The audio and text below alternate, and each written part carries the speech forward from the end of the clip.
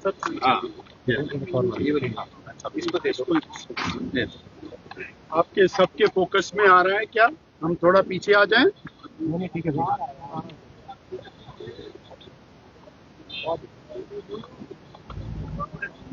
आज मैं एक ज्ञापन के साथ श्रद्धेय महामहिम राज्यपाल महोदय को मिला। कांग्रेस सरकार के 2 साल के कार्यकाल का एक कच्चा चिट्ठा महामहिम को सौंपा गया और भारतीय जनता पार्टी का ये मानना है कि जश्न मनाने जैसा भारतीय जनता पार्टी ने महामहिम राज्यपाल महोदय जी को मिलकर के कांग्रेस सरकार के 2 वर्ष के कारनामों का कच्चा चिट्ठा रूप में एक दस्तावेज प्रस्तुत किया है और जिसमें जो भ्रष्टाचार से संबंधित जो आरोप हैं और उसके अलावा जो हिमाचल प्रदेश में जन विरोधी फैसले उनने लिए हैं, उन सब की तथ्य के साथ जानकारी भी उपलब्ध कराई है और पर्टिकुलरली जो भ्रष्टाचार के मामले को लेकर के दस्तावेज जो हमने दिए हैं उनको डॉक्यूमेंट के साथ भी हमने जो है वो सप्लीमेंट किया हुआ है।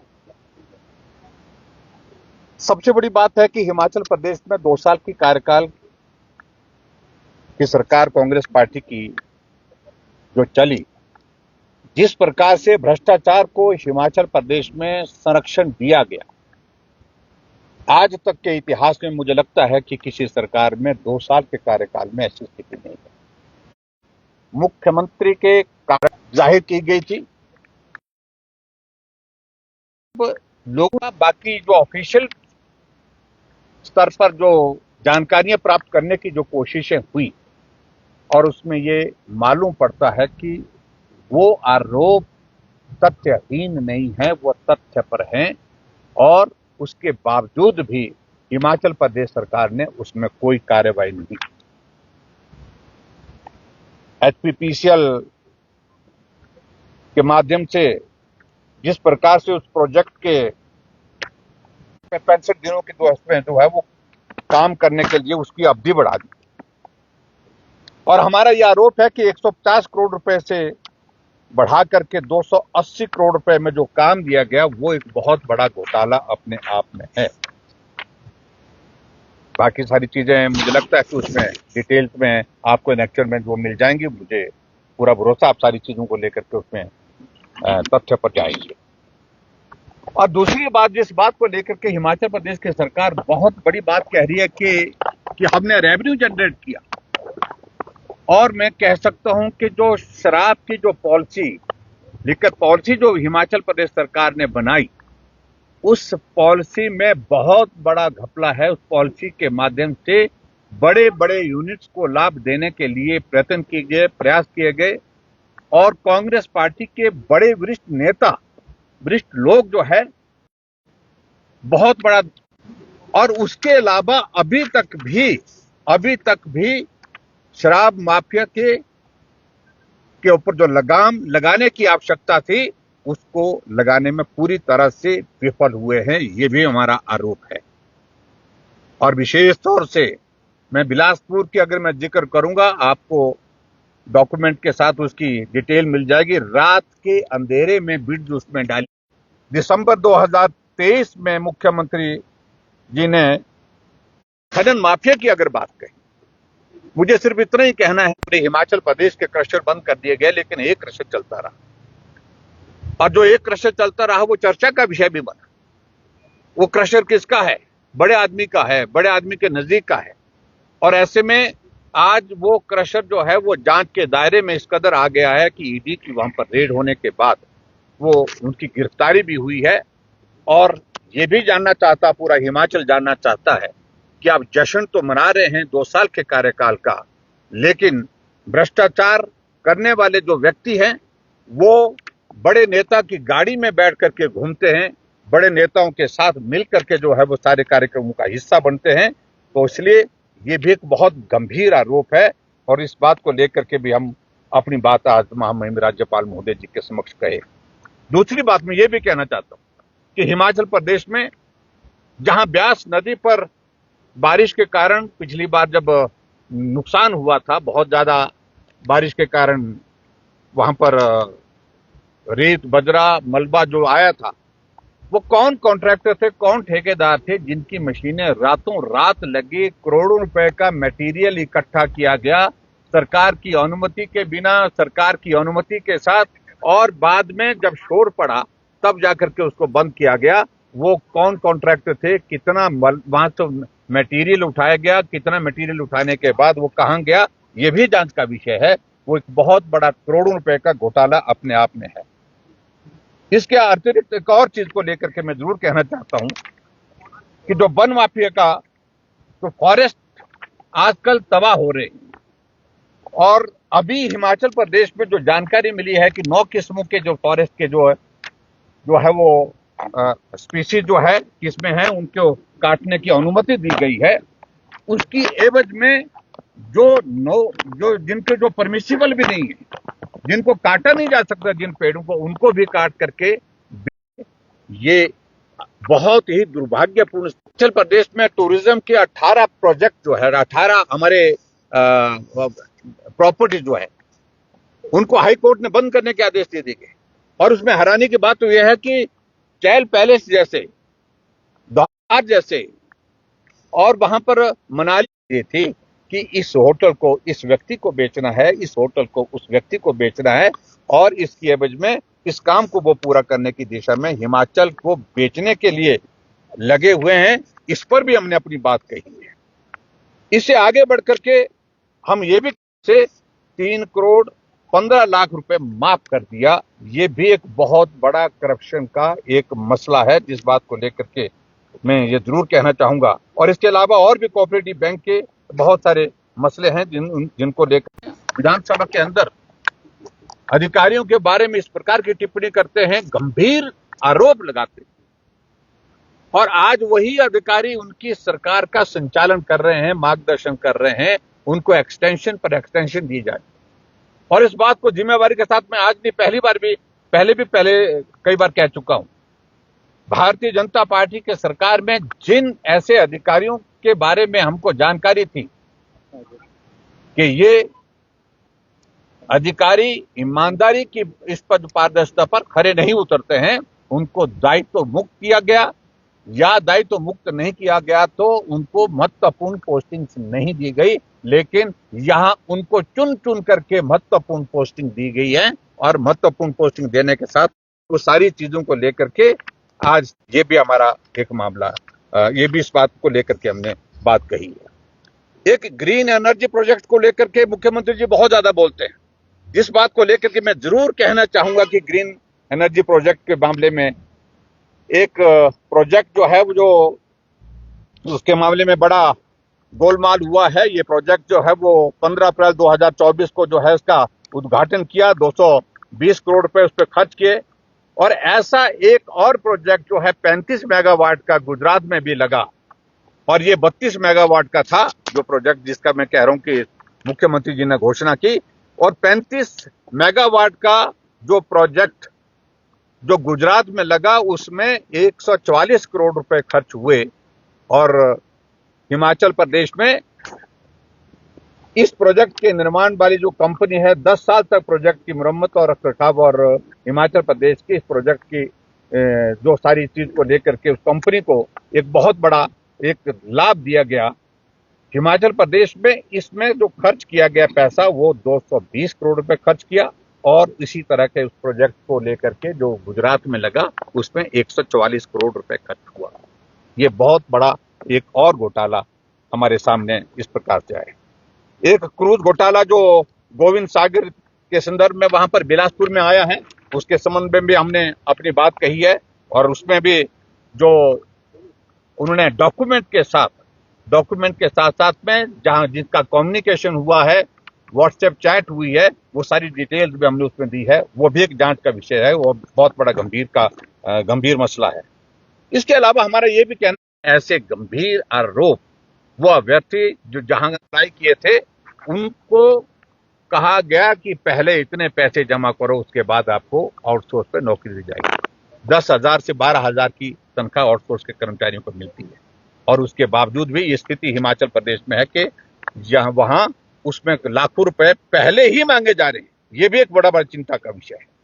कबाड़ घोटाला अपने आप में एक बहुत बड़ा चर्चा का विषय है। गोलियां चल रही बाला नालागढ़ में गोली कांड हो चुके हैं, और उसका मुख्य कारण जो है आपस में होड़ रखते हैं, और यहां तक कि एक नेता उसमें अपना सीधा प्रभाव जो है अपने हाथ में रखना कि हिमाचल प्रदेश में जहां गारंटी जश्न तो मना रहे हैं, लेकिन जो आपने हिमाचल प्रदेश में कहा था कि 5 लाख बेरोजगारों को नौकरी देंगे, 2 साल बीतने के बावजूद अभी तक आपका स्टाफ सिलेक्शन कमिश्नर हमीरपुर अभी तक फंक्शनल नहीं हो पाया।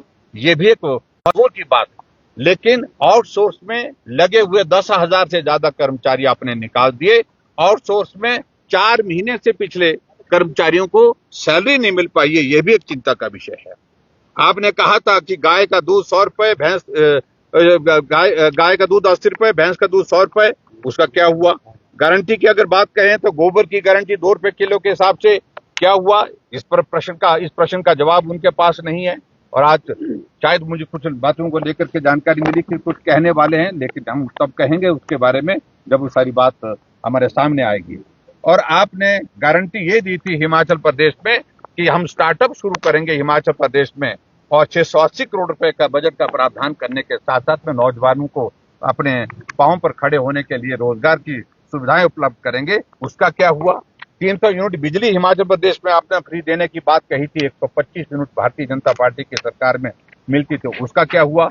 और उसके अलावा जो आपने हिमाचल प्रदेश में जो गारंटियां जितनी भी दी थी, उन गारंटियों पर आप अब मुंह मोड़ चुके हैं, और ये स्थिति आपकी बन चुकी है। और इसके अलावा अंत में मैं ये कहूंगा कि 2 साल के कार्यकाल में जो जन विरोधी फैसले आपने हिमाचल प्रदेश में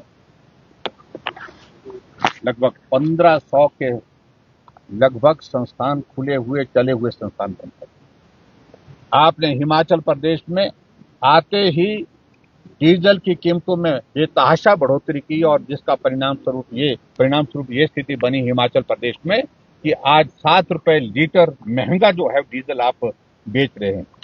सीमेंट की एक बोरी पर 150 रुपए साल के कार्यकाल में 300 यूनिट बिजली फ्री देने की बात कही थी, और उसके बावजूद आपने बिजली का टैरिफ बढ़ा दिया, और कमर्शियल वो तो बहुत ज्यादा इंक्रीज किया है, बहुत बड़ी उसमें, जिसके कारण जो है पूरी इंडस्ट्री जो है वो बाहर का रास्ता ढूंढ रही है। और इसके अलावा जो हमारे घरेलू उत्पादों को पहले 22 यूनिट की बढ़ोतरी और 10 पैसे की मिल्क सेस लगा करके जो है वो बढ़ोतरी जो है 32 पैसे प्रति यूनिट बनती है। और इसके अलावा आगे बढ़ करके अगर हम कहें तो आपने रेवेन्यू में रिफॉर्म लाने की बात पर जो है स्टैंप ड्यूटी जो है वो 10 टाइम्स इंक्रीज कर दी गई, और रजिस्ट्री पावर ऑफ अटॉर्नी की जो फीस है स्टैंप ड्यूटी पर, उसमें बहुत बड़ा इंक्रीज किया हिमाचल प्रदेश में। ये भी आप इस बात को भी आप जवाब दें। मंदिर पे दर्शन पर फीस लगा दी आपने, और हिमाचल प्रदेश में विकास के कार्य जो जहां वो ठप पड़े हैं वो तो ठप पड़े ही पड़े हैं। और इसके अलावा जो हिमाचल प्रदेश में जो आर्थिक तंगी के दौर में से गुजर रहा है, आज आप जश्न मना रहे हैं जिस पे आप करोड़ों रुपए खर्च कर रहे हैं। और मैं ये भी जरूर कहना चाहूंगा, ये स्थिति हिमाचल प्रदेश में बन गई है कि आउटसोर्स कर्मचारियों को तनख्वाह नहीं, पेंशनर को पेंशन समय पर नहीं मिल पा रही है, एम्प्लॉयज को ये सैलरी नहीं मिल पा रही है, लेकिन उसके बावजूद जश्न मनाने के लिए आपके पास पैसे। सीपीएस के मामले को लेकर के आपने हाई कोर्ट और सुप्रीम कोर्ट में अभी तक 10 करोड़ रुपए से ज्यादा फीस जो है वकीलों को दे दी। उसके बावजूद, और वकील आते हैं तो स्टेट गेस्ट बनकर के आते हैं, और ऐसी कंगाली की हालत में भी इस प्रकार के खर्चे आप हिमाचल प्रदेश में कर रहे हैं। और इसके अतिरिक्त मैं ये जरूर कहना चाहता हूं, कुछ हास्यास्पद फैसले बिना सोचे समझे हिमाचल प्रदेश में किए, जिसमें तौलिए टैक्स की बात आती है, पूरे देश में चर्चा का विषय बना। और अभी तक वो टॉयलेट टैक्स आपने वापस लेने की बात नहीं कही है। और इसके अलावा आपने बसों में फ्रेट की बात कही है, बसों के फ्रेट की। एक आदमी एक हीटर जो है, एक नौजवान हीटर शिमला से लेकर के धर्मशाला जाता है और उसमें 264 रुपए उसका जो है किराया वसूल किया जाता है। एक 2.5 लीटर का कुकर मंडी से आउट पहुंचता है 42 किलोमीटर का सफर करने के बाद, उस पर 23 रुपए का आप जो है वो बस का किराया वसूल करते हैं। और इस प्रकार से अपने हालात हिमाचल प्रदेश में कर दिए। समोसा अगर जहां पहुंचना था वहां नहीं पहुंचा तो उस पर आपने जांच बिठा दी। लेकिन घोटाले इस कदर हिमाचल प्रदेश में हो रहे हैं, उस पर जांच करने की जहमत आप नहीं उठा पा रहे हैं। तो इसलिए इन सारी चीजों को लेकर के आप अपनी सरकार की जो है वो जो भ्रष्टाचार की जो काम करने की नीयत को बड़ा स्पष्ट कर रहे हैं कि भ्रष्टाचार होता रहेगा, अब उस पर कार्रवाई नहीं करेंगे। मित्रों, मैं आप सबके बीच में सिर्फ यही बातें कह करके समाप्त करना चाहूंगा। हिमाचल भवन और टूरिज्म के यूनिट खास तौर से विशेष तौर से ये हम सब के लिए बहुत बड़ी चिंता का विषय बन गया। हिमाचल ऑन सेल कांग्रेस की सरकार में, जहां मंडी हाउस दिल्ली में हिमाचल भवन स्थित है, जो हमारा एक बहुत बड़ा ऐसा केंद्र है जहां हमको शरण मिलती है, आराम से पहुंचते हैं, मिलते हैं, रहते हैं। सैकड़ों करोड़ रुपए की उस प्रॉपर्टी को आपने अटैच करवा दिया बैंक के आदेश के मुताबिक। इससे बड़ा दुर्भाग्य हिमाचल प्रदेश का कोई और हो नहीं सकता। टूरिज्म के 18 यूनिट हिमाचल प्रदेश में वो बंद करने के आदेश दे दिए गए, जिसमें पर्टिकुलरली मैंने जिस तरह से मैं जिक्र किया, तो वो सीधी सी बात है, उसके पीछे मंशा बड़ी साफ है। जैसे चैल पैलेस की बात कर रहे हैं, चाहे वो मनाली का हमारा टूरिज्म का यूनिट है, चाहे वो धर्मशाला का है, जो प्रॉफिट मेकिंग है, उसके बावजूद भी लॉस मेकिंग शो करने का मतलब यह है कि आप उनको चिन्हित करके कुछ लोगों को देना चाह रहे हैं, जिसको मुख्यमंत्री ने एक साक्षात्कार में स्वीकार भी किया कि जो लॉस मेकिंग यूनिट है हम उनको प्राइवेट सेक्टर में दे देंगे। तो हिमाचल ऑन सेल कांग्रेस के 2 साल के कार्यकाल में ये सबसे बड़ा एक आरोप है हमारा कांग्रेस के ऊपर। और आज हिमाचल प्रदेश में भारतीय जनता पार्टी ने तय किया कि 2 साल के कार्यकाल में सब जगह पूरे हिमाचल प्रदेश में बर्बादी हुई है, तबाही हुई है, हिमाचल का विकास पर पूर्ण विराम लगा है। और हिमाचल प्रदेश में इस तरह की स्थिति आज से पहले कभी नहीं देखी गई, जो वर्तमान में स्थिति हिमाचल प्रदेश की है, जहां विकास ठप पड़ा है, बदले की भावना से काम किए जा रहे हैं। और उसके बावजूद हिमाचल प्रदेश गंभीर आर्थिक संकट में चलने के बावजूद भी सरकार जश्न मना रही है। सब यही मुझे आप सबके बीच में कहना। इस संदर्भ में जो 2 साल की कांग्रेस सरकार का काला कच्चा चिट्ठा हमने आज महामहिम राज्यपाल महोदय जी को सौंपा। जश्न में पार्टी हाईकमान की तरफ से कांग्रेस का कोई बड़ा नेता शामिल नहीं हुआ अभी तक की जो जानकारी। लेकिन मुझे इस बात को लेकर के पहले से बड़ा स्पष्ट था कि पिछली बार भी जब कांग्रेस ने 1 साल का कार्यकाल का जश्न मनाया तो उस वक्त सोनिया गांधी यहीं हिमाचल प्रदेश की शिमला, मेरी जानकारी के मुताबिक प्रियंका जी थी। लेकिन उन्होंने उस कार्यक्रम का हिस्सा बनना उचित नहीं समझा, क्योंकि जश्न में तब आता है कोई नेता जब कोई अच्छा काम किया हो। काम ऐसा हुआ नहीं है। और यही स्थिति अब की बात बिलासपुर में भी, जहां पहले स्थान का चयन किया गया था, वो ग्राउंड बड़ा था और उस ग्राउंड बड़ा होने की वजह से वहां लोग उतने नहीं आ पाएंगे, क्योंकि लोगों के बीच में जश्न का माहौल ही नहीं है। ऐसे में छोटा ग्राउंड उसमें तय किया गया है, जहां वो कार्यक्रम कार्यक्रम का आयोजन किया जा रहा है। और दूसरी बात, सबसे बड़ी बात, मुख्यमंत्री यहाँ से दिल्ली जाते हैं, राहुल गांधी जी को निमंत्रण देने के लिए उनने मना कर दिया, प्रियंका गांधी को निमंत्रण देने के लिए उनको मना कर दिया, और उसके अलावा खड़गे जी को बुलाने के लिए गए तो उनने मना कर दिया, क्योंकि पार्टी की शीर्ष नेतृत्व ने बड़ी साफ सोच के साथ अपनी बात स्पष्ट की कि हिमाचल प्रदेश में 2 साल के कार्यकाल में सुखी जी के नेतृत्व में जो सरकार चली है इसमें कोई ऐसा काम नहीं है जिसके लिए जश्न मनाने के लिए हम दिल्ली से बिलासपुर पहुंचे। सर 5 साल पूरे करने होगी भाजपा का। देखिए, ये हमारा काम नहीं है। हमारा काम तो सीधी सी बात है, हमारा सरकार जन विरोधी फैसलों को लेकर के अपनी बात कहने का हम बात कर रहे हैं, बाकी बात को लेकर के आगे कहेंगे। Thank you very much, thank you.